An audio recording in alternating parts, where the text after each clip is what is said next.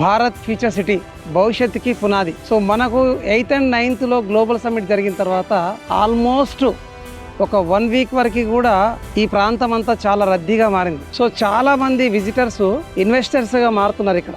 ఎందుకు ఈ మాట చెప్తున్నానంటే, దుబాయ్ బుర్జ్ ఖలీఫా కడతానన్నప్పుడు చాలా మంది నవ్విరు. కానీ ఇప్పుడు మళ్ళీ ఫ్యూచర్ దుబాయ్ అని చెప్పి 2040 మనకు డబ్బులు పెట్టుకొని మరీ వెళ్ళి చూసి వస్తున్నారు, సంతోషపడుతున్నారు. దుబాయ్ ఇలా ఉండబోతుందని చెప్పి 10 మందికి ప్రచారం చేస్తున్నారు. కానీ ఇక్కడ మన హైదరాబాద్ లో మన కళ్ళ ముందల హైటెక్ సిటీని మించిన సిటీ ఇంకొకటి ఫ్యూచర్ సిటీ రాబోతుందని చెప్పి గవర్నమెంట్ బలంగా చెప్పింది. సో నమ్మిన వారందరూ కూడా వచ్చి ఫ్యామిలీస్ తోటి విజిట్ చేసుకొని భవిష్యత్తు నిర్మాణం కోసం భూమిని సొంతం చేసుకోవడానికి ఎగబడుతున్నారు. సో ఇంకా మీరు లేట్ చేస్తే చాలా ఇబ్బందులు జరిగే అవకాశం ఉంటుంది. భవిష్యత్తులో భూమి దొరికే అవకాశం లేదు మనకి. ఇక్కడ కోకాపేట మిస్ అయినాం, మోకిలా మిస్ అయినాం, కొండాపూర్ మిస్ అయినాం.